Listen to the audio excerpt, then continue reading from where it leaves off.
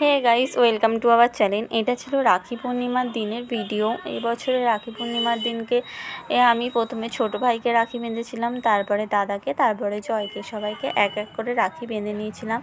আর এবারে রাখি পূর্ণিমা পড়েছিল শনিবার দিনকে, শ্রাবণ মাসে। তো সেদিনকে রাখি বেঁধে দাদা গিয়েছিল তারকেশ্বরেতে।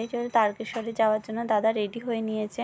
আর ওদের টিমেতে ড্রেস কোড ছিল লাল কালারের জামা, লালির প্যান্ট আর লাল কালারের এই যে উড়নি মতো যে গামছাটা নিয়েছিল সেটাও, সব কিছু লাল কালার ড্রেস করেছিল। সবাই যখন একসাথে যাচ্ছিল বেশ ভালো লাগছিল। আর অনেক ছেলেরা ছিল ওদের টিমে, যে কারণে আরও সুন্দর লাগছিল সবাইকে একসাথে সবাই যখন যাচ্ছিল। এই যে সবাই রেডি হয়ে গেছে যাবার জন্য।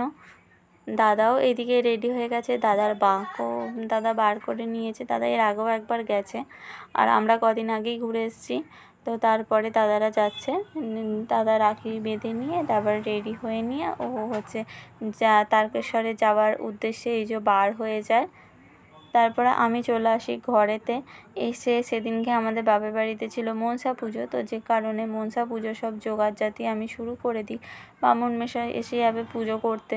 তো ওই জন্য আমি একা ছিলাম যেহেতু, ওই জন্য পুজো করে জন্য সব জোগাড়জাতি করে নিয়ে মনসাতলাতে গিয়ে আমাদের যে ঠাকুরতলা আছে সেই ঠাকুরতলাতে সব কিছু গুছিয়ে রাখি।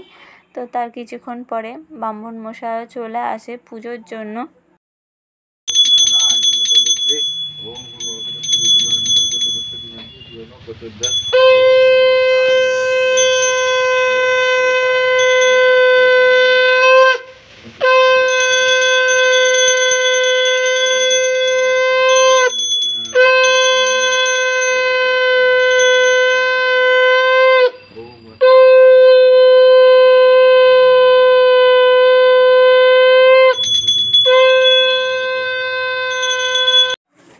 ঘরের পুজো হয়ে যাবার পরে আমরা গিয়েছিলাম বড় বাবার মন্দিরেতে। সেদিনকে যেহেতু শনিবার ছিল শ্রাবণ মাসে, আর আমি করে থাকি, তো ওই জন্য আমি পুজো আর কাকিমা তিনজন মিলে গিয়েছিলাম পুজো দিতে মন্দিরেতে। আজকের দিনটা এইভাবেই কাটালাম। তো ভিডিওটা কেমন লাগলো সবাই জানিও। ভালো লাগলে অবশ্যই লাইক, শেয়ার, সাবস্ক্রাইব করে দিও। Bye bye.